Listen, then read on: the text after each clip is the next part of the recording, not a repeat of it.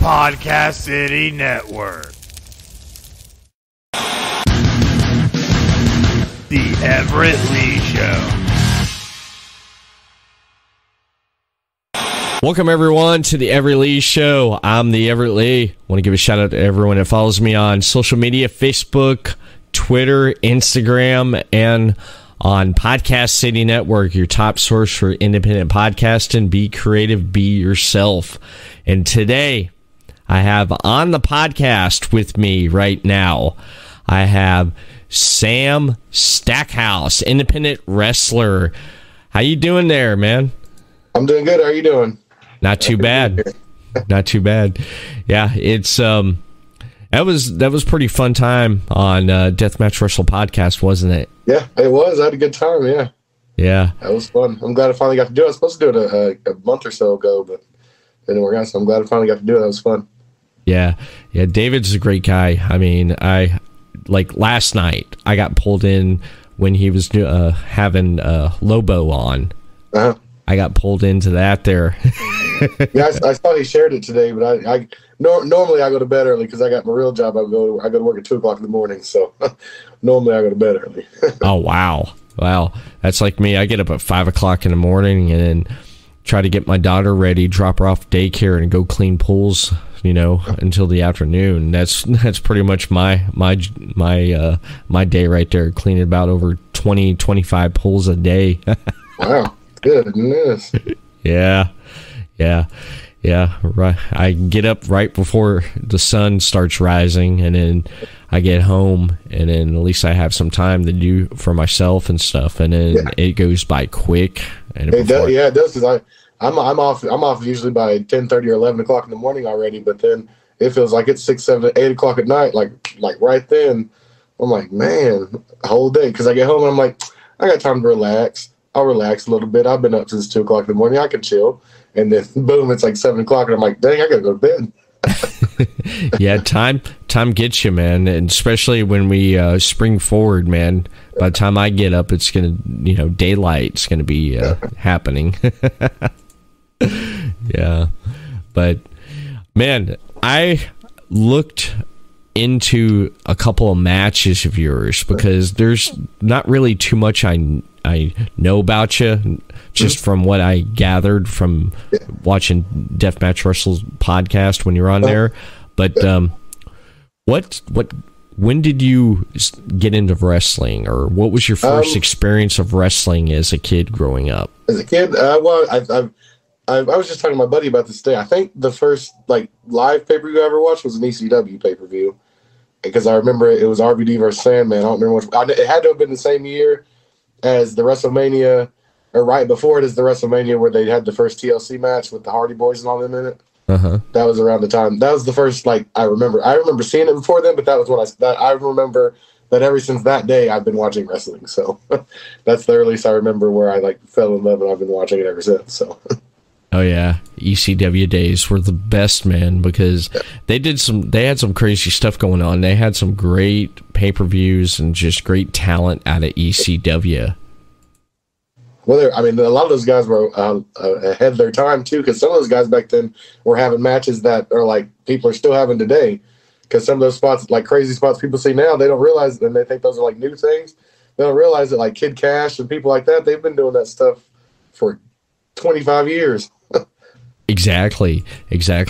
And the thing that Paul Heyman did for ECW was he he took what was popular in Japan and brought it over here to the States, and it was something that the U.S. wrestling fans, a lot of them, never seen before. Yeah.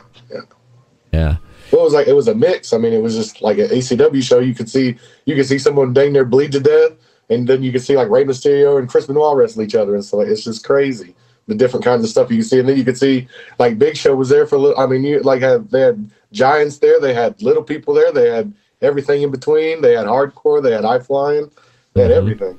Yeah, they definitely did. They definitely did. And even during the Monday Night Wars, they were in the middle, because when WWF, WWE, and WCW were going head-to-head Monday nights, ECW was right there, and Bischoff would take talent from ECW and bring it over to WCW. Oh, yeah.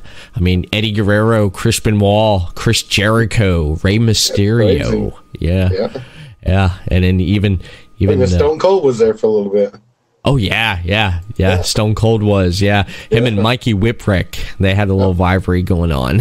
And some of those promos that Stone Cold Steve Austin cut there was part of the reason why he became Stone Cold Steve Austin in the first place. Oh yeah. He got fired from WCW, and then he goes. Paul Heyman calls him up and has him come to ECW, and he basically ECW was his. How would you say it? It would be his creative playground. Because he was hurt, so he couldn't wrestle, so all he could do was do promos, and it worked out for him. Oh yeah, it did. It definitely did work out for him. I mean, Hall of Famer, legend. He's one of my favorites. Yeah. He's one of the reasons why I'm doing this, what I'm doing today, since 2014.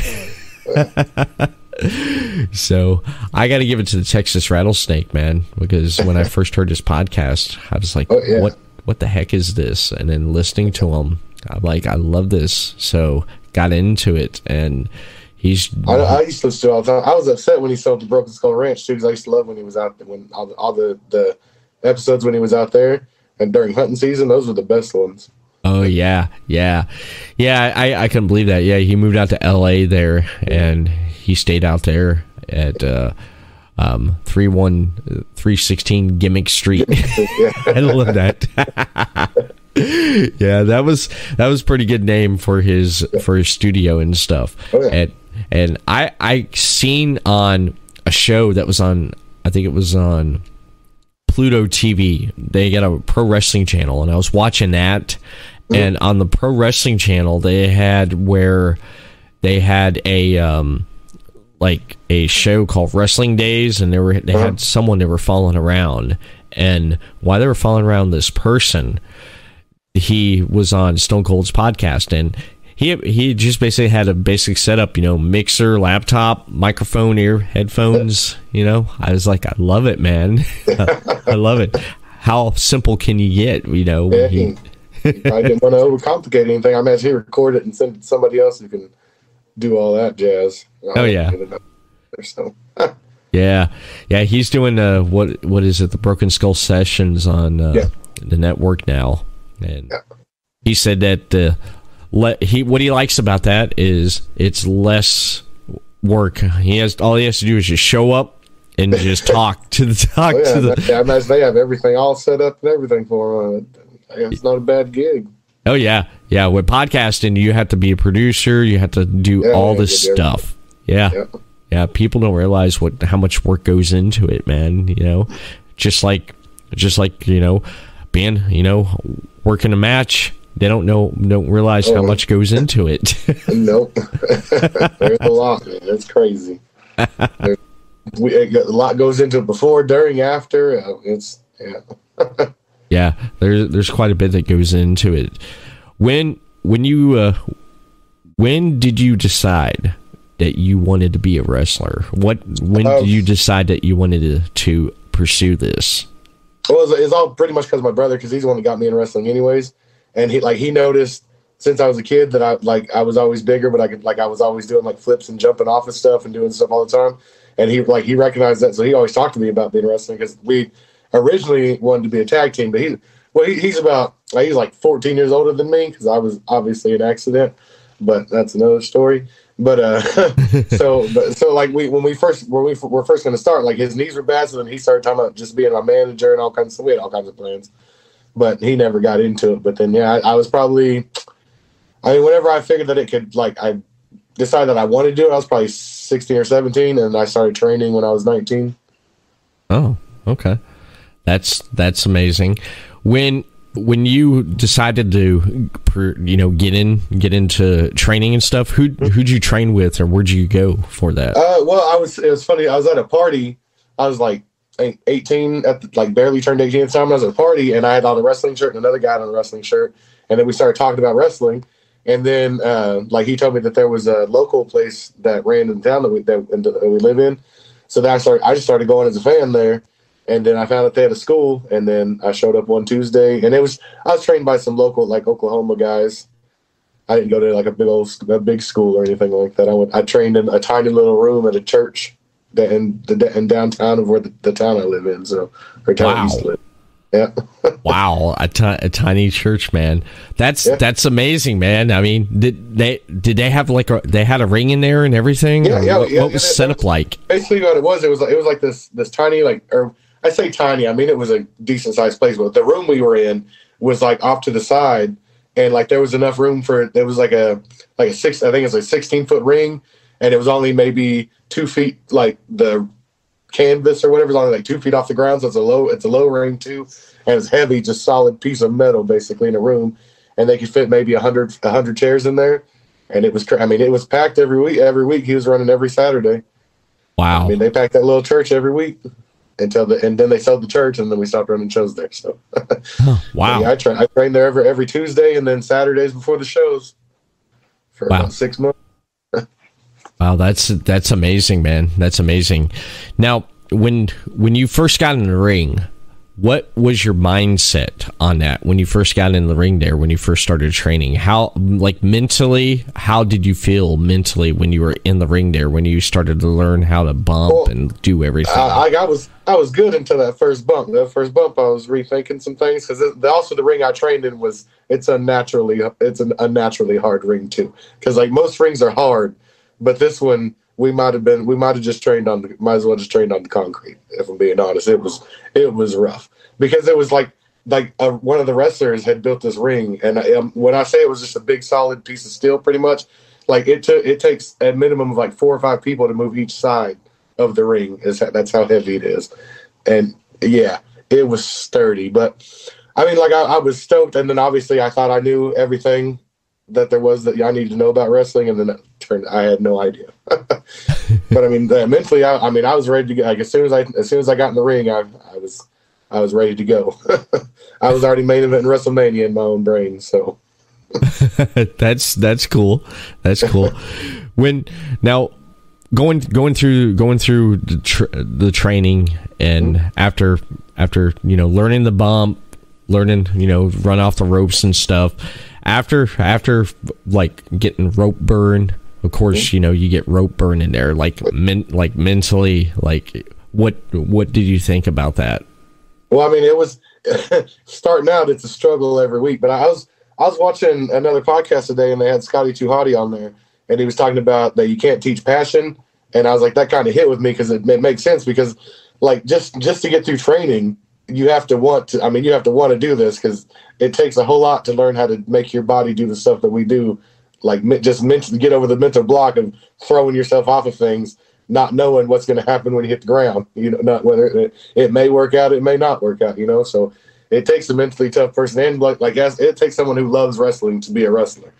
And that's why wrestling, I've seen thousands, but I've seen hundreds just in Oklahoma. I've seen people start and not make it very long, and they wouldn't be around there, or they'll call themselves wrestlers, say they've been wrestling for 10 years, but they have like one match every 4 years or something like that, just because it takes dedication, and you have to want to be a wrestler to be able to do that stuff and keep on it. And especially at the beginning, because it's a whole thing. You got to retrain your mind mentally, because obviously it's not natural to throw yourself around on the ground. It's not natural. Right. So you have to get over that mental block and stuff. So, but once you get past it, then it's just second nature now. So. That's good. That's really good. Now, after going through the training and everything, and you're getting ready to have like one of your like exhibition match or first match, what was your thoughts on that when you're finally get in and do the dance in the ring? How was that? Nerve-wracking, because I was wrestling. It was my very first match. Was me. It was supposed to be me, and the promoter had like this jobber character type thing called Cobra Kai, and it's supposed to just be me and him, and I was supposed to be heel, and I was supposed to just squash him. But then the one of the main guys that trained me, we were working before the show, and he tried to do like the Flair over the top rope bump and like land on the apron and like walk to the other side and stuff. And when he did that, he sprained his ankle. Oh. So then they ended up making a triple threat. So I was in there with both my trainers, but they were both wearing masks, so it was weird. But actually, I hurt my back in my very first match too. I took a ride in the ambulance the next day, so that was fun. Ooh. But because I tried to do, I don't know if you remember, but Abyss is one of my like top people in my life. So, and he used to do that shock treatment move where he'd set him in like the torture rack, and then he'd take the butt bump, so it was like a back breaker on his shoulders or whatever. Uh-huh. I did that to the guy who trained me, he was probably a good 45, maybe even 50 pounds heavier than the people I'd worked on it with. And when I came down, the weight of me and then the weight of him compressed my spine so much that my back was hurt for, I mean, the doctor told me I'd be in pain for like 6 months, and that was 12 years ago. Wow. It was not great. It was bad. But I mean, it's all been uphill since then, because I mean, I've been really lucky. That was probably my worst injury I've ever had. It happened in my first match. So I guess I got it out of the way. That's good. That's good. But you get that out. As far as my mindset, yeah, I was obviously nervous, but I mean, my whole, like, back when you first start wrestling, like half the crowd's your family most of the time anyways. When you first start, that's why promoters like new people, because first 6 months, it's like a shiny new toy. So you got cousins coming out of the woodwork trying to come to the shows, brothers, sisters, everybody. So I mean, I was in a home crowd, and then I was supposed to be a heel.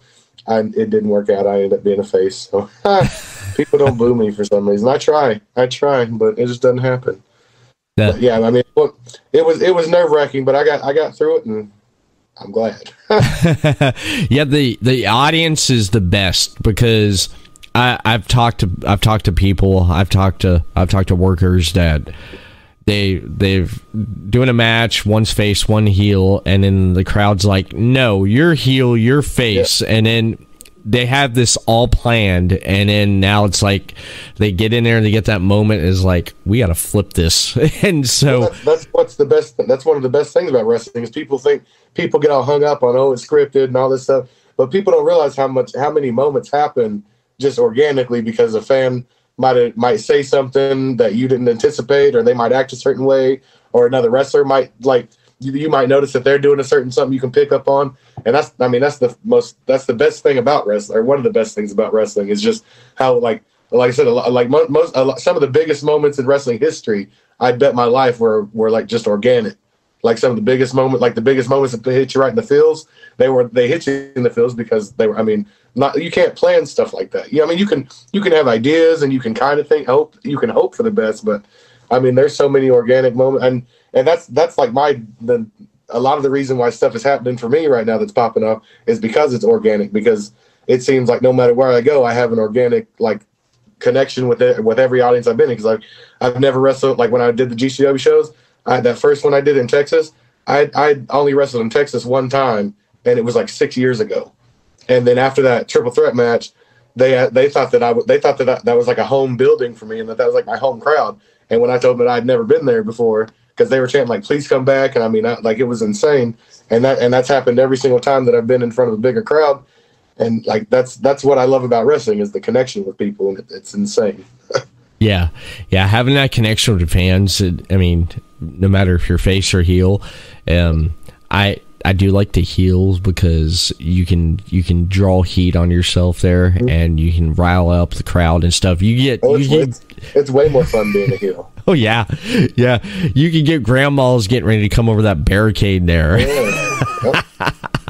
If you can piss grandma off, and she's about to come over that barricade, you're doing your job.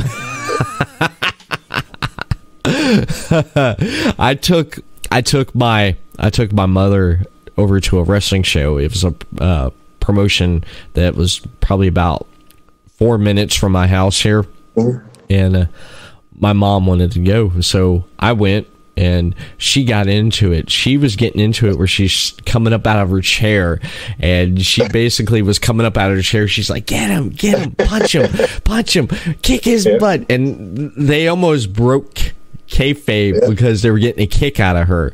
And then during one of the matches, they came out in the crowd and they grabbed a ladder. And my mom jumped right up and she's like pointing at him, hollering, is like, "You leave him alone. You leave him alone. You don't do that. No, no, no." And they're just laughing. They're like, "This woman is great, man." That's the best when you can get someone who's not even like a wrestling fan. When you can get them into it, I mean, that's one of the best things ever. Mm-hmm. Yeah. That's awesome. Yeah, she got into it. God rest her soul, man. One of my favorite memories with my mom was taking her to awesome. a go wrestle show, and she just got into it, man. And I bet you there's like thousands and thousands of people whose best memories with somebody important in their life was because of wrestling. Because I mean, I'll always like wrestling. Will always be mine and my brother's thing. Like, anytime I think of my brother, I'll always think about wrestling. Anytime I think about wrestling, I'll think of my brother. So. Oh yeah, yeah. Like my father. Yeah. My father. I've said this on other podcasts. He pretty much, when Ric Flair would come on TV, he was a Dusty Rhodes fan. When Ric Flair would come on TV, he wanted to throw the TV out the door. I think he threw it out the door a few times. He did. And when it came to Jim Cornette, when Jim Cornette came on TV, he cussed him all up and down too.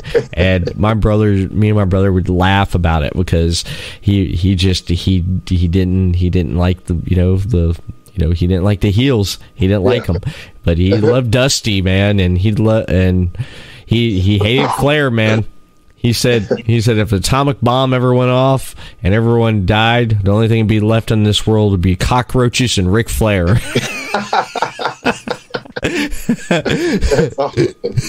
That's how much he despised him. But when Flair got into made his comeback in WWE there, when he was like the Raw general manager or co-owner, they did that storyline. He loved Flair. He wanted to see Flair kick Vince's ass every night. You know, he did. Hey, you gotta pick the lesser of two evils then. Mm-hmm. Yeah. He said, my dad leaned over to me. I remember this, and he leaned over and he said, "I'm tired of Vince's shit." He's like, "I hope Flair puts him in the figure four tonight." I just loved it, man. That's awesome. Yeah, he was something, man, and he was. But when a lot of places, like you said, you wrestle face and a heel, depending on where you're at in the promotion that you're at. Correct? Yeah. But mainly, it's like 90% face now, because like I said, it's hard. Anytime I've done a heel run, it only lasts so long, and then they start cheering for whatever good guy I'm beating on. Then they start cheering for me to beat them up. So, but it's just, that's just like, I'm not like, I have a hard time not being me, and I'm a pretty happy person. It's not easy for me to be like mad or mean, because it takes a lot to make me mad. Number one, so it's hard for me to even pretend to be mad most of the time. So, that I think people probably pick up on that. And they're like, "I'm not going to boo this man." So, I think that's been the problem, because, like I said, it's hard for me to be anything. I'm not good at pretending. I'm not an actor. I'm not good at that part. That stuff is just me. Right. Now, once you got out of training, okay, out of school, out of wrestling school. What was one of the first promotions that you went to work for? I trained. The one I trained at was called Compound Pro Wrestling. That's where I trained at. And then there was the next one I went to was Mid South, and it was in Oklahoma City. So I went from Tulsa to Oklahoma City, and that was the first time I ever traveled. And then the first faraway show that I did was way outside. Was I went to Iowa with a group of us from Oklahoma went to Iowa. And we wrestled there, and that was the first time that I ventured out of an hour or two from my house. Right. And then once I got a taste of that, we wrestled in some tiny town that like Shellwig, Iowa, or something weird like that. Where there was probably 250 people there, something like that, and that was probably like 98% of the town. So it was one of those type places. But it was a super fun show. Like I said, that was my first taste of being on the road to wrestle and stuff like that. So, but other than that, for the first few years, it was mainly just Oklahoma. Well, for the past 12 years it was Oklahoma a lot. But right now, getting out there and trying to get work, yeah. you know, with the promotion and stuff, like mentally, like you're new, you're green, no one's heard of you except, you know, from, you know, what, when you yeah. approach yourself to, when you approach a promotion or a promoter, how did that work out for you? Did you approach a promoter about getting booked, or did they, you know, word of mouth? When you first starting out, yeah, when you first starting out, you pretty much try to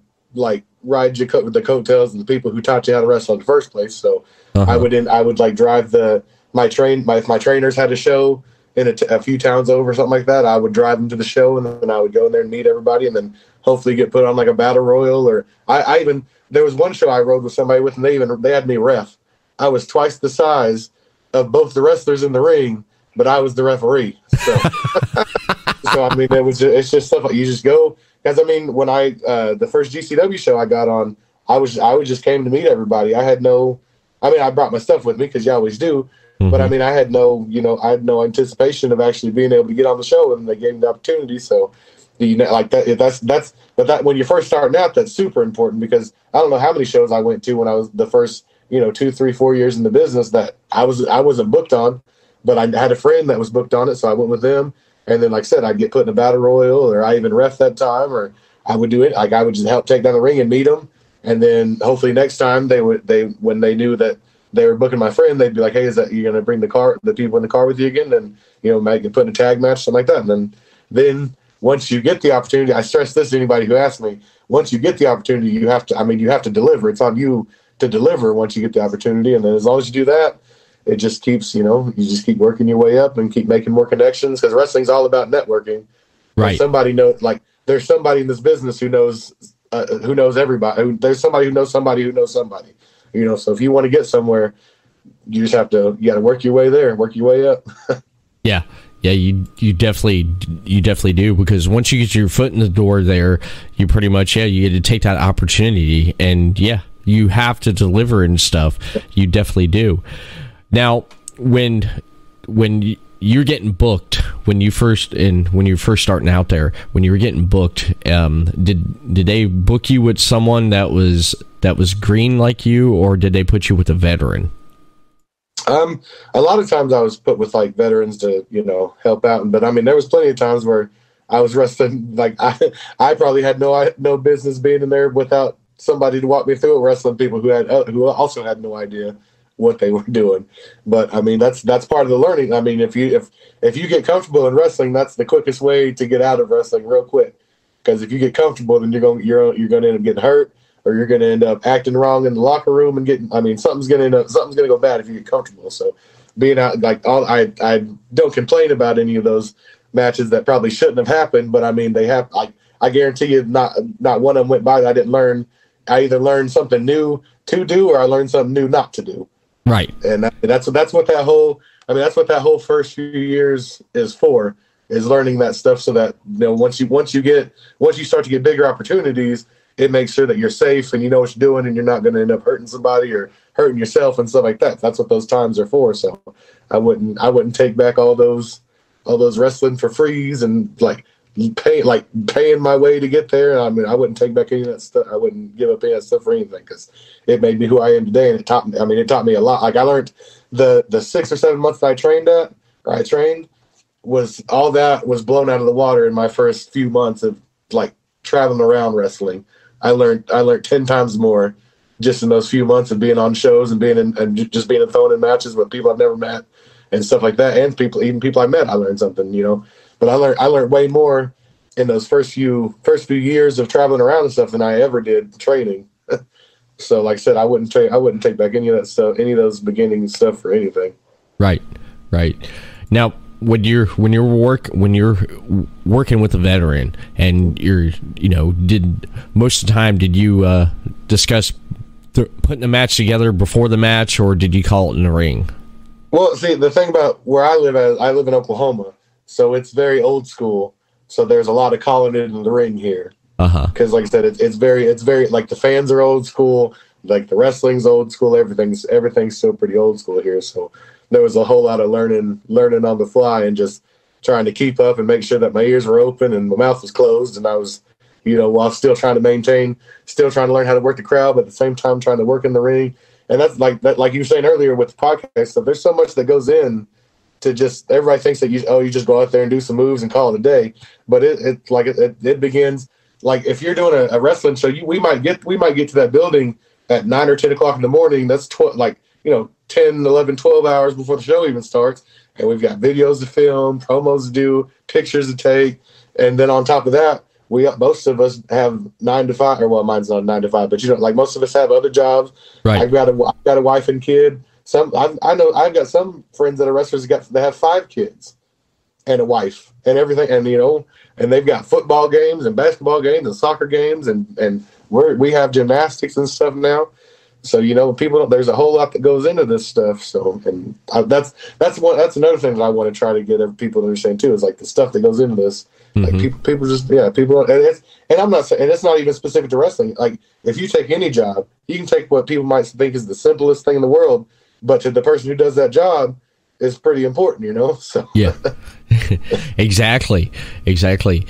Just everything that goes into it, because that's one thing I like about wrestling is when last year I had the opportunity to work for a promotion down here in Florida, CFWE, from January to September. I pretty much was the graphic designer. I edit and put out the shows, and that right there, like mentally, it just, when I started out, I didn't know nothing. I just only, put together in my head prior months of how I'm going to do this. And then it just started, you can see the elevation, evolution of it growing and stuff. By May, and pretty much from May to September, I consider those would be our best shows, for the fact that with it being like that, it just, there was a lot more I learned from, and I did the work and stuff and everything, but like putting them, editing the matches and stuff, I spent hours. That's what I was thinking. People, I've gotten a little taste of that too. One of my best friends, he's making waves in the wrestling production space and everything, and he's taught me a lot of stuff, because I've had, before my YouTube channel got taken down off YouTube, I probably had 100 matches or so on there, and most of them I edited and stuff myself. And he taught me how to do the multi-camera and stuff like that. But yeah, people don't understand what goes in there, because if you edit one match, that match may only be 10 minutes. But if you've got 3 different camera angles, then for that 10-minute match, and plus you got to add the commentary, and if you have to add graphics, you might watch that 10-minute match 50 or 60 times by the time you're done with it. Mm-hmm. So that 10-minute match, you might work on that 10-minute match for 2, 3, 4 hours, just to get it right. And people don't understand it. People don't think that every single time that camera cuts, that's someone pressing a button to do, that's someone physically making that happen. That doesn't just, that doesn't just happen on its own. There's no software that does it. I mean, there might be nowadays. Who knows? Yeah. But I doubt that somebody at an independent wrestling show has access to that type of software. So people don't understand it. Like I said, but I mean, even in WWE, there's still someone doing that. Everything that gets on camera, there's a person holding up probably that 80-pound camera that's following these guys around and stuff like that. So there's a lot that goes into these things. Yeah, when I was doing CFWE, I was in the back there, and when I was sitting in the back there, I had a walkie on and the roaming cam, because we were using this old hookup camera, like news camera type deal, and we were using that at first.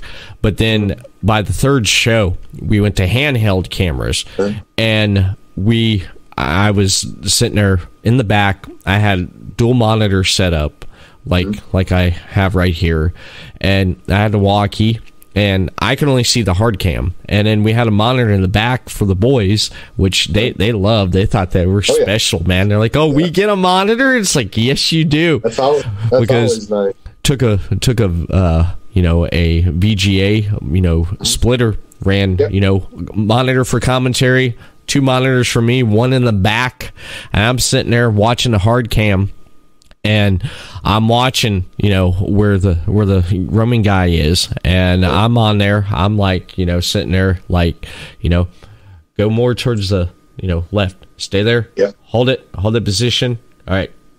Zoom in. Okay. Like that. And he's, I'm directing him, and I got the promoter right behind me sitting there looking over, and he's like, that looks pretty good.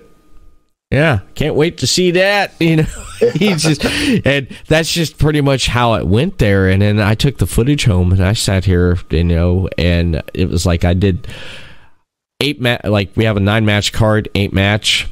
Be lucky if the booker's like, you know what, he'd contact me and say, cut this match, cut that match.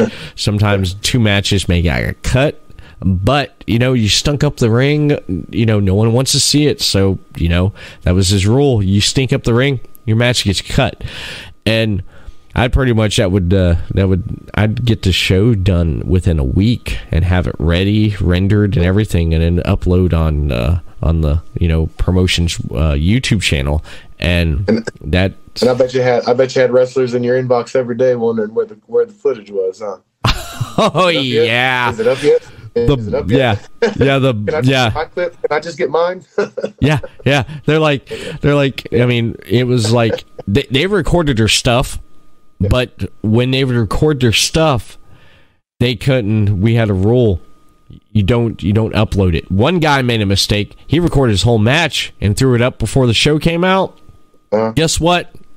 He got cut. His match got cut, man. Yeah. He's like, what happened to my match? It got cut. Why? Because you already saw it. Yeah, you upload it. No one wants to see it now. But later on, it did come out. It did come out later on in a collection of unseen matches. We took all the cut stinkers and stuff like that. We threw it all together in one collection. Unreleased stuff. I've got terabytes and terabytes of wrestling on my computer. I've got a few hard drives because, like, what I used to do is me and my friends, we were in a group called the Clockwork Click. We all liked the Clockwork Orange movie. Yeah, and then we all like Jay and Silent Bob. And then I made a joke one time where, since we were the Click, and when he's doing where he's like, I'm the Click Commander. I would say that, but I would say Click Commander because I was like the Click Commander. And then we all each had a name. It was like Click Commander, Click whatever, Click But I would always be like, I'm the Click Commander. Wherever you see the Click, you'll see this face. And it's just fun. That's great. I love that, man. I definitely love that. But we would set, like, I would have a camera and I would just set up the tripod, and I would just record the entire show. So I have like terabytes and terabytes of Oklahoma wrestling on here because I even made a YouTube because I had this big old plan where I was gonna like edit them all and like just start uploading random matches or whatever, just like get them off the hard drives and get them onto YouTube. But that's a project in the works still. Now, since you brought up the footage and stuff, has there been anything that when you go back and watch your matches, you say to yourself mentally, man, I should have done this different, or I should have done that? Literally every single match that I've ever had in my life, I'm my worst. Like, I'm one of, like, that's my only, if I can point out one of my downfalls, that's my only one, is I'm my own worst, like, critic, and it's very hard for me to, like, compliment myself and, like, accept compliments and stuff. Because really, I've also always told people that I love wrestling and I love what I do and everything, but I'm also not built for this, like, because I'm not, like, the most, like, extroverted person, I guess. Like, I'm a home person, like, I would not feel bad at all if I went, like, weeks without talking to people type person. Like, I'm okay with, like, like, I'm more of a in my own, world type thing. Right. So, which is the opposite of, a pro wrestler. So that's been the hardest part for me, like, mentally and stuff, is to learn I've had to learn how to deal with stuff like that. I've had to learn with people talking to me and being nice to me just because of what I do in the ring and stuff like that. So that's been one of the toughest parts of my wrestling journey, I guess. When I know, like, you were talking about promos and cutting promos and stuff. I know you want a lot of workers want to land that's starting out, and when they're doing promos, some hate. It's like, man, I hate doing promos because I seen it there back, last year when I was working CFWE, when it was like, okay, we're gonna do promos before the show, and we're gonna throw them in.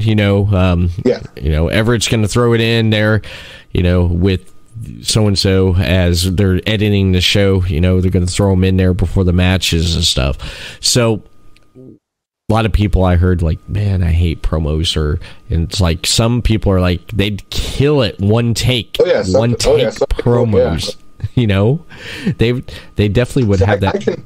I can do a one take like comedy style promo, but like I'm not good at those, like where I gotta act like I'm mad and all that. I'm not good at those. But I can do actually just just talk to the camera type promo. I can do that. But like I said, I'm not an actor. That's the part that I'm not. Yeah. That's just not. And I mean, I don't like. I've been successful without having to be an actor, so that's worked out in my favor, I guess. Like having the mindset, when you go in with a mindset to do a promo, what works for you when you go in? Because like, say you got a scenario of like someone called you out. All right, well, I'll throw a scenario out there.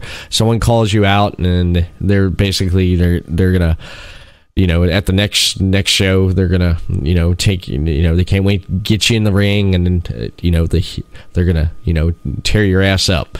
I mean, how mindset do you put yourself into that when they cut a promo on you? How do you put your mind into like, how am I going to say something back but not come off as a heel too?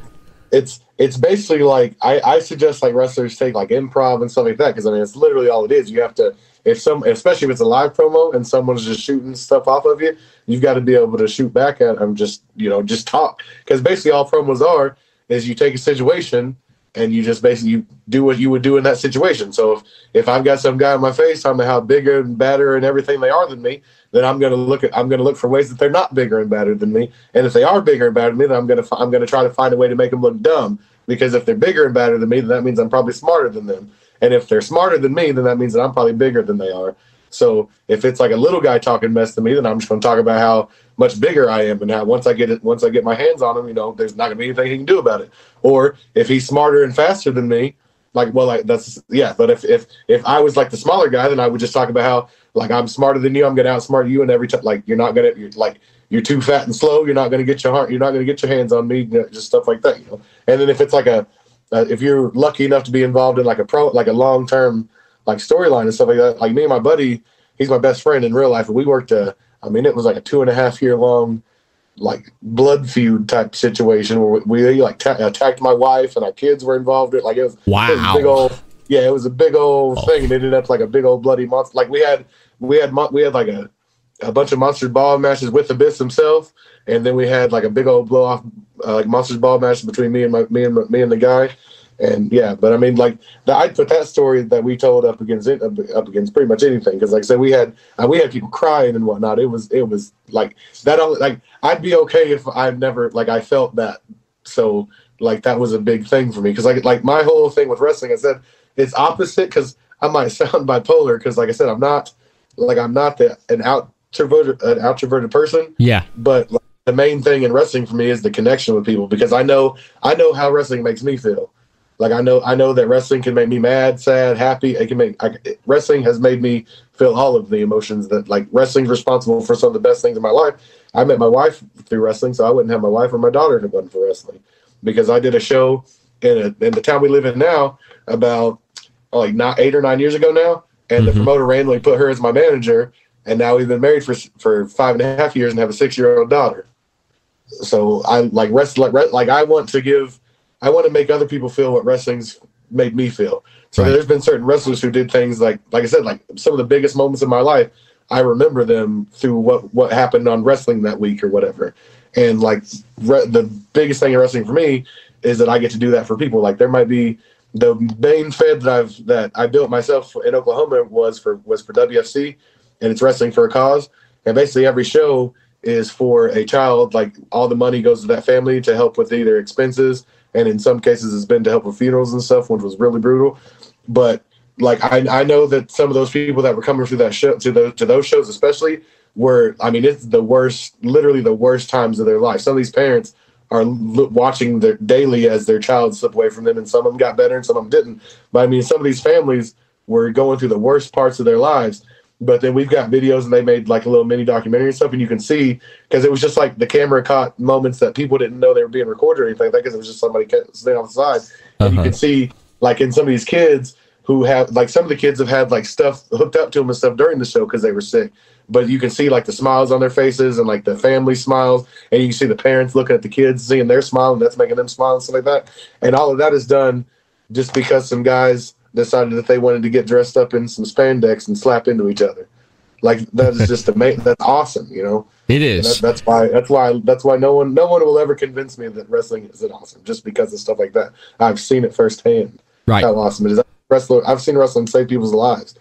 Like people have joined this like wrestling community that were on the verge of suicide and stuff like that, and in real dark places, and they use wrestling to get out of stuff like that. And anything that can save someone's life like that is no way in any shape or form bad in my book. Right.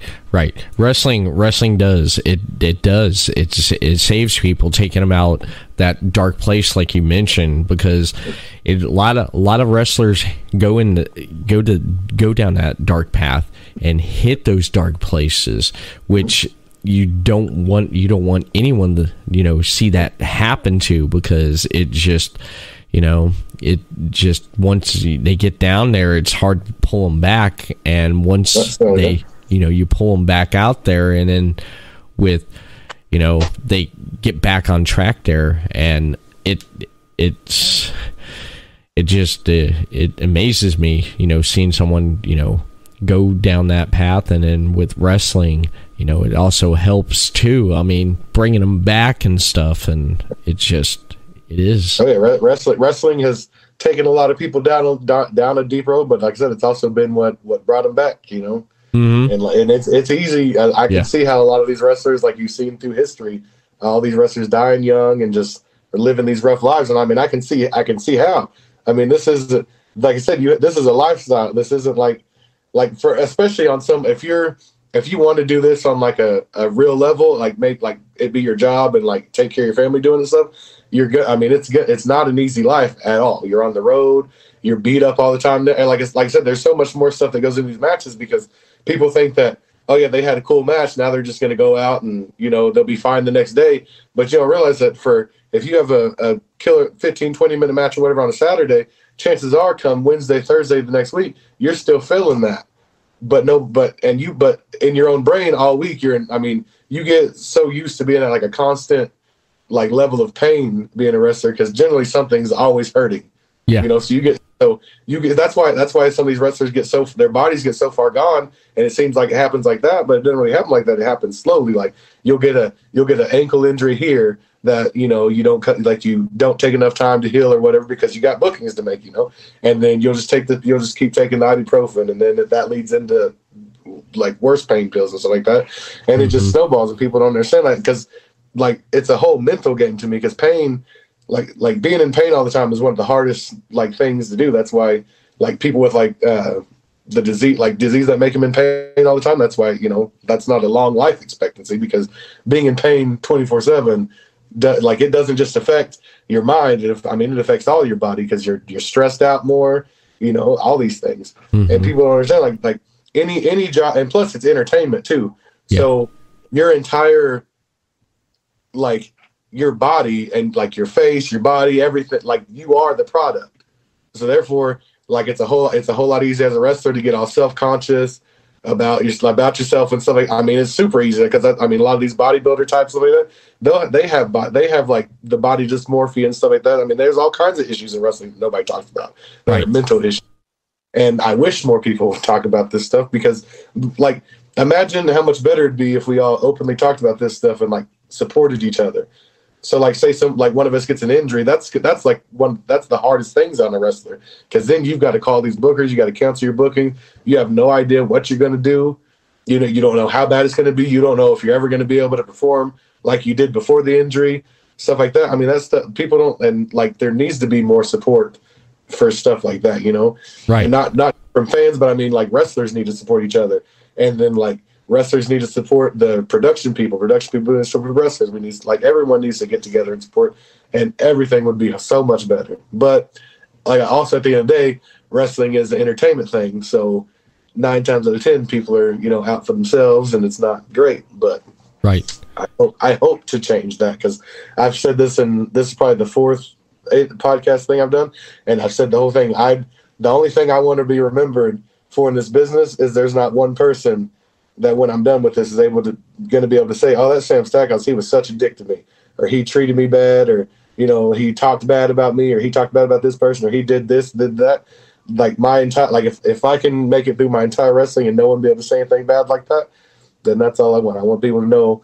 I want people to, like, I want people to basically treat me like I treated everybody else, because right, like, just this other night, my opponent got hurt in our match, and it's a significant, like, he's gonna have to have surgery, he's gonna be out for 12 weeks. It wasn't good, but like, I was 8.5 hours away, and he had friends, and I'm not trying to talk bad about nobody about that. I'm saying, like, there was a lot of people there who knew him a whole lot better than I did, but I was the one that stayed, and he rode back with the guy who I rode back with, because he was also like 3.5 hours away from his house, and he couldn't drive. So he rode with the guy that I rode with, and I drove his car back to Dallas, and we got him home the next day. And then the promoter was trying to offer me money to do it and all this stuff, and I was like, I wasn't doing anything that I wouldn't hope at least one person would do for me. Mm-hmm. And like, it honestly just made me sad, because, like I said, there's people there who knew him a lot better than I did, who dipped, and we need to take better care of each other, because he was in a bad place, because he had, like I said, he couldn't drive because his knee was he ruptured his patella. He found out because he went to the doctor yesterday and found out finally, which we thought it was like an ACL or something worse. But right. I mean, he's like, just people don't understand like the mental stuff, like the mental struggles he's going to have for the next few months. It's going to be crazy, because he was supposed to wrestle in Mexico the next day. Oh wow! Yeah, wow. And instead he was sitting in the hospital room. Man, and stuff like that. That's like, mentally, that's not a good thing. And no, we need to be there to support each other and stuff like that. Because I guarantee he's not the only one that got hurt last weekend. I mean, there's every weekend in the wrestling, there's probably 150, 200 shows in this country at least every weekend. Mm-hmm. So that's happening all the time, and especially with how social media works and everything these days, there's no reason that there's not a big community of support and like resources. Just people to talk to. Like, imagine if you're laid up, hurt or something, and there's just like a message board or something that you can go on and just talk to people about wrestling or about what's going on or just anything, you know. Right. And we should have stuff like that nowadays, especially, like I said, it's 2022. Everything is connected. Everybody's connected. Mm-hmm. So we all need to do better. Exactly. I 100%. I agree with you with everything that you just said right there. I mean, we wrestlers, workers, you know, they should show more support and help support each other when someone's down. And a lot of them, like you said, is just only out for themselves, which I have, seen that. I have seen that. I experienced, seen that before. And it's just more people need to understand that if one of us does better, we all do better. Right. Know? We all eat good. If one of us is eating good, we're all eating good, because a lot of people tried to crap on when CM Punk came back or whatever for some reason. And I was like, that's big for all of us, because there's a whole lot of people who came back to wrestling. Yeah. Because CM Punk came back to wrestling. Exactly. And if WWE and AEW and Ring of Honor, well, I mean, I guess not Ring of Honor right now, but if if the bigger places are doing good, yeah, then we're all going to be doing good, because those AEW and WWE only come to town once, maybe twice a year. Mm-hmm. So that means if more people are focusing on wrestling that way, they're going to start they're going to want to go to wrestling more than once or twice a year. So the next thing they're going to do is go on Facebook and type in local wrestling or, pro wrestling in my area and stuff like that. And that's when we're going to start seeing more people coming to our shows and stuff like that. And that's going to give more people opportunities to be better. Because there's people on the indies now that deserve to be making millions of dollars doing this, mm-hmm, but nobody's seen them. Yeah. And if everybody's doing good and we can get the wrestling business back into a boom, more people are going to get seen. And then, there's a lot of, like I said, there's a lot of good people out here that are doing this stuff every single week, like just powering through. Yeah. And they deserve more eyeballs. And if we all work together, we could get more eyes, and everybody would be happy, and there wouldn't be as much fighting and depression and everything else in the wrestling, like there is. All the backstage drama and all that stuff would cut down, but right. I'm a yeah, I again, I agree with you 100% there. I was excited about when CM Punk did come back to wrestling because for years there, CM Punk's going to come back to this promotion, or he's going to be coming back. There's word, he's doing this, he's doing that. We caught a glimpse of him. He was standing next to a wrestling ring. He was in a building. There was a wrestling ring there. Is he going to get in it and do this again? It just, I got to the point where I got sick of hearing that. That's why I quit reading dirt sheets for the longest time. I was reading every week. I was reading dirt sheets. CM Punk return confirmed. yeah. It was, even Dave Meltzer, Mr. Wrestling informant, CM Punk is in talk with Vince McMahon and he's going to come back to.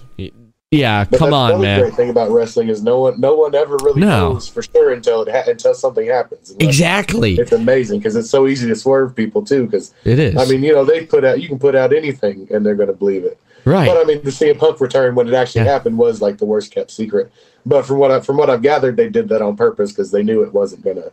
There was no way to hide that. Yeah, of course. They're in Chicago. Yeah, I mean, and it was so built up. If he didn't debut at that show, I'm fully convinced they would have burnt that building to the ground. Yeah, exactly. But I think the timing, they did it right because of the timing. Sure. Because remember, there was no fans at wrestling shows, and AEW was just in Jacksonville, and then they moved to Miami, and we're doing stuff there for a while because things were starting to get back to where crowds can actually happen sooner. Yeah, and the timing was just perfect, and he played it. I think he played it out just right for the fact that with how everything was going on, and he didn't want to jump in like feet first. He didn't want to jump in and say, he waited it out, and he saw how things developed with this new promotion. And then once he felt, this is what I'm going to do, I'm going to come back to this promotion. If I go over here, I know exactly what's going to happen. I go over here, this is new territory. And I have a lot of my friends that I've worked with over the years over here. So, I mean, even he asked them, how is it working there? And it's like, really? Okay. I ain't going back here. I'm going to here. And he pretty much... He was in a unique position where, like, he didn't need them. No. He could, like, he knew that he probably knew this whole time that there's a pretty good chance that he would wrestle again. But he also had the convenience of it being on his own time whenever he wanted to. Exactly. And everything finally worked out where he finally, 7.5 years or something like that he was gone? Yeah, about 8 4 years. Yeah, 2014. 2014, yeah. Mm-hmm. So I remember. like 7 years, yeah. So so that's a long time. Yeah, it is. He was probably ready, and I mean he's still. I mean, obviously he's not the same. I mean, 8 or 7 years is a long time, but no one expected, like, no one was expecting him to come back and be that same old CM Punk because he's aged. I mean, it's not, and plus he was out of the ring for a while. I'll tell you this, Sam. It's good for everybody. Mm-hmm. Yeah, I'll tell you this. When I watched his match that he had for the first time in whatever it was, like 7-8 years against Darby Allin. You tell me who led that match? I mean, it was like you could, like, I loved it because you could tell that he was Punk was leading the match because it was completely, like, in my opinion, it was completely out of, like, that wasn't Darby Allin's style at all. No, kind of like he was like come here, slow. He was like, slow it down, kid. He's like, I'm gonna teach you how to work, Mm-hmm. He was like, because he didn't let him do the stuff until the fans were like on the edge of their seats, and then he let him get his little his comebacks and stuff in. I mean, it was perfect. It was almost perfectly put together. Oh, and yeah. There was like some subtle callbacks in there too for like Punk put in there, so that was pretty cool too. But it was awesome, and like that's the good thing about having like people at AEW, having like Punk there, having Brian there. people like that, because they can, like, especially Brian, because he can still work both styles. So yeah. he could take like a really indie-rific guy who only knows spot after spot after spot, and he could teach him how to better, and like not like stifle him type thing, because I hate when people do that, because people have done that to me my whole time. Instead of teaching me like better ways to do the things I can do, because I can't tell you how many times promoters banned me from doing the moonsault, or banned me from doing like the spinning bill kick, or wouldn't let me dive, or they wanted me to just go out there and just throw people around and body slam people and stuff like that. And that's not me. Instead of teaching me a better way of like putting the moonsault, or like taking those poison runners and taking those bumps that I can take and stuff like that, instead of teaching me a better way to do it, they would just tell me not to do it. And someone like Brian can like, he can teach someone like was it Private Party? Because I'm a huge fan of those guys. I think they're money. Oh yeah. Like those two, like someone like Brian, well, I mean, Hardy's doing it 2 too, but someone like Brian could teach them how to do, like, when to put all those cool, flashy stuff they can do.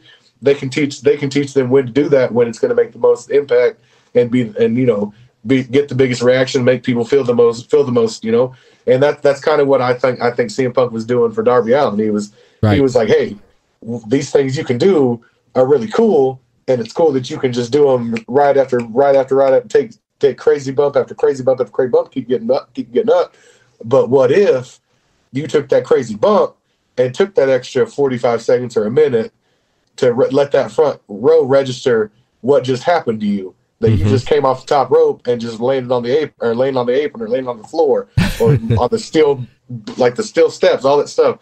Like, if you just take that extra time to let that register, like what that may be one more kid that's on that front row for his birthday, and he might remember that. You might take that extra few seconds, and that might be that one memory that makes that kid watch wrestling for the rest of his life and show his kid wrestling and stuff like that. So you never know. You never know. Talking about moonsaults, I mentioned at the beginning of the program that I watched a couple of matches of yours. So I pulled you up on YouTube. I put in Sam Stackhouse wrestling. Boom. First thing that popped up was from Title Match Wrestling. Shout out to them on YouTube there. Was the Mysterious Q versus Sam Stackhouse at Loco Wrestling. Yep. Wow. Dude, I got to tell you, man. The crowd was popping. They were hot for this match, man. That was my first, and that was my very first like just Loco show. So that's what I'm saying. Like, did you hear that crowd in there? Yeah.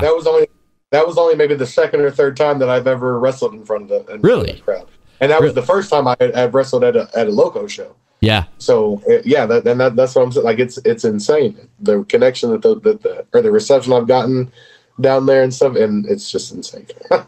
Loco is coming up. They're because we got the GCW versus Loco on February 4th in Houston next month, so that's going to be crazy. Nice. The only match they've announced so far is Matt Tremont versus Sadaka.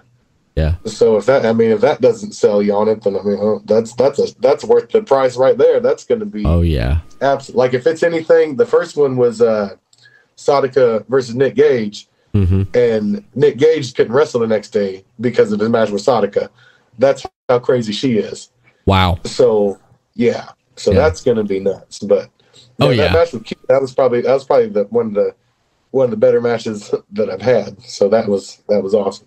What I loved about this was the psychology in the ring there, because I loved how it started out with you guys. For the fact that, you coming off the ropes there, and basically it was like, you're not moving. And then once that started going there, once he got his stuff in, Mysterious Q got his stuff in, and you started getting your stuff in, then you started brawling outside the ring, and then the crowd just started going crazy, man. And then I busted out laughing for the fact that when you guys are outside there, after you threw him he got in the chair there, and he's sitting there, and you chop him, and then the camera guy's like right behind you, and all of a sudden you come flying like this, turning around, and it's like because you got hit in the head with the soda. Yeah, I was just as surprised as everyone else. That was on the other camera, you can hear me because I turn around, I'm like, shit,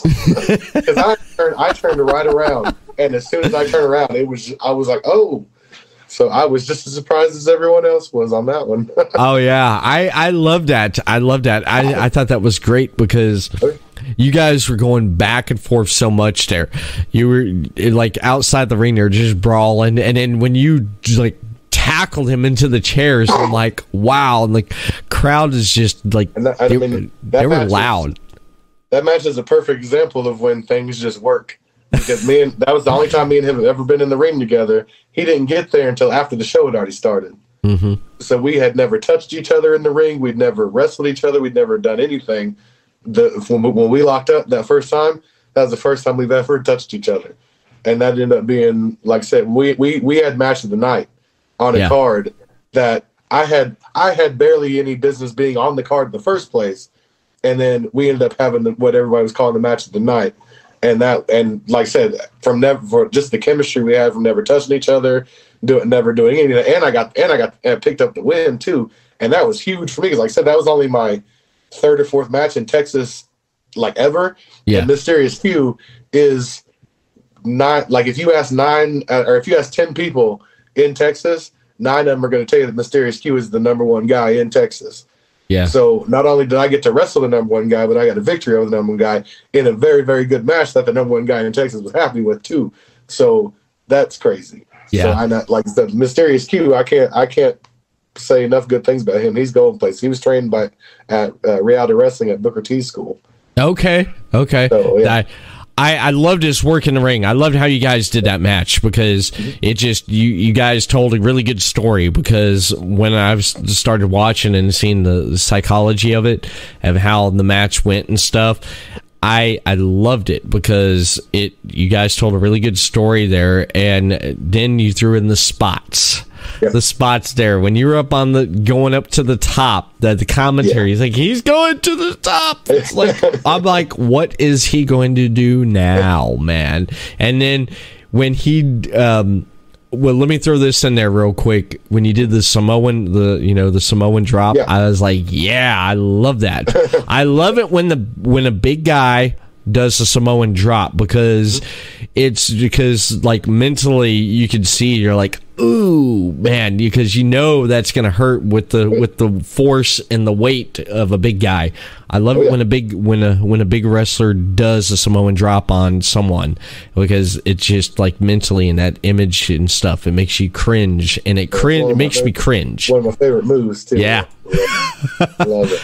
I love that when you threw in that Samoan drop there, but going up to the top rope there, I didn't know what to expect, and then when he got you up, oh my God, I've never felt that in my life.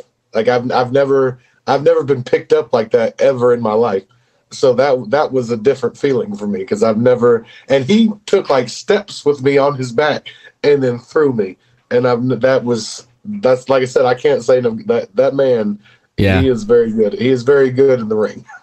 Wow, when you took that, when you hit the mat after he did that, I mean, the crowd went ape shit. I have to say that.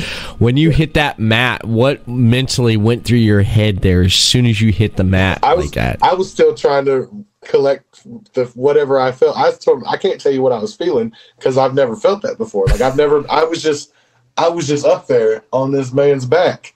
Being the size of me on a grown man's back is not something that I've ever felt before. So I was just, and then the next thing I know, I was flying through the air and I hit the ground. So I was like, okay. I was like, that's what that feels like. I was like, why do I do that to people? I was like, I don't like that very much. And I like the coming off the ropes with the spinning heel kick. That was a surprise right there. That was a surprise. I didn't expect that. And then when he did the Hurricanrana, man, wow, that right there, I didn't expect that either.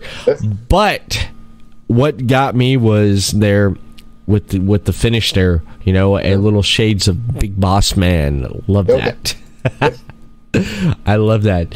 And then going there basically all my moves are either Big Boss Man, Vader, Umaga, and Samoa Joe. That's basically me. Yeah, I love that. I love the fact that you Vader, Big Boss Man, those guys were big, and you move like a big guy. What I have a friend who's been in the business for many years, and we get in discussion sometimes talking, and I say that we talk about a big guy going up against a little guy, and I'm old school about it, and I agree with him. But big guy goes up a little guy, big guy wins. Okay, yes. The only time the little guy should win is if ref get distracted, outside interference. That I can accept that, but have a little guy just beat a big guy clean. Come on now, Sorry.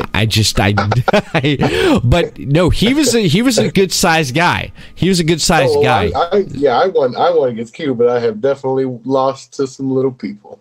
Yeah, I can see it. Like if the little guy, has outside interference to help him win. Anytime I've ever lost to a little guy, it was a big move that did it. Yeah. So, because I lost to Fuego in that scramble match, but he hit me with a Canadian Destroyer. Okay, so. I can accept that. I can accept that, man. I won't hold it against you. I feel like bringing down almost 500 pounds on top of their head. I feel like that's believable. I feel like that's a believable ending. Now, the second match that I watched of you was because as soon as I saw the title, I said Texas Strong Style. I said, dude, I got to see this. So when you had your match against Angel Camacho, yeah, yep. I'm a sucker for when I see two big guys get in the ring, because two things to me can happen when I look at this. One, these guys are going to tear each other up, or two, they're going to tear each other up, and they're going to tear up the arena at the same time. People's going to be running, and it's going to be great. Yeah, it's going to be a little bit of both. Now, how did that going when you're going up against an opponent like Angel there, and how was the mindset for that right there, going into that right there? Well, I've known Camacho for years. Me and him had a match in 2000. Where's it at? I got the little thing. 2018, I believe, and we got match of the year in Oklahoma. Mm-hmm. So me and him, we've known each other for a while. And it was crazy because I'd always heard about him because he was wrestling down in a place called IZW down here. Mm-hmm. And a lot of people they said that he was just like a darker me, because we look alike, we act alike, we're about the same size. I'm just a little taller than he is, but we talk alike, we act alike, we have the same, we act a whole lot alike. So everybody always compared him to me anyway. So then we finally got to meet each other and wrestle. We clicked. So yeah, it's me and him actually on January 29th coming up at the same place, King of Sports, which is at Texas Strong Style. We have a unsanctioned dog collar chain match. So okay. That's in 3 weeks. So that's going to be. Oh, wow. Yeah, because it was funny because the last show, I don't know if it was that match because we've wrestled each other. This next one will be the third time there. A kid came up and kicked him because we were fighting out in the crowd. And we were sitting on the bleachers, chopping each other. And out of stage left comes this little kid, runs up and just kicks him right in the shin and runs away. It was hilarious. Wow, man. It was awesome. That's nuts, man. Angel's a good dude too. That's two guys. He watched two matches with that two guys that fit the thing I was talking about earlier. Two guys who are out here who are just absolutely killing it. Because Camacho, he's done he's taken Spanish flies off the top rope, being like big as he is and stuff like that. So I mean, he's done some crazy stuff too, and like people just the eyes need to see stuff like that, right? And it's crazy because the stuff that I can do would be a whole lot less impressive when they find out that there's other dudes out here doing the stuff too. It's just because like I was talking to my buddy the other day, like stuff's kind of blowing up right now, but I've not changed anything. Like all the moves that everybody is seeing right now that I'm doing, it's all stuff that I've been doing for 10 years.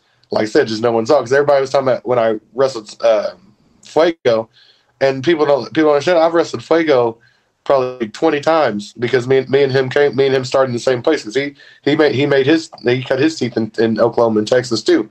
So I've wrestled him plenty of times before. There's a match on YouTube on his channel that's got like 100,000 views or something like that of me and him in a ladder match. Wow! Because he gives me the Poison Rana in that ladder match, and people went crazy. I also took a bite out of a ladder in that match, and that was not a good choice. Ooh! Because I had two people on the ladder. I went for the moonsault, and they moved out of the way. Oh man! Yeah, I stood at the I don't know if you can see it, there's a chip in my tooth right there from that, because I took a bite out of that ladder. It was not a good idea. Wow. Would not suggest it. That's nuts, man. That is no matter how nuts. hungry you are. Don't Wow. Well, all I got to say is, Sam, this has been great talking with you and talking about wrestling and just talking about your matches and stuff. What I know you mentioned the dog collar match. What else do you have coming up here that people should look forward to?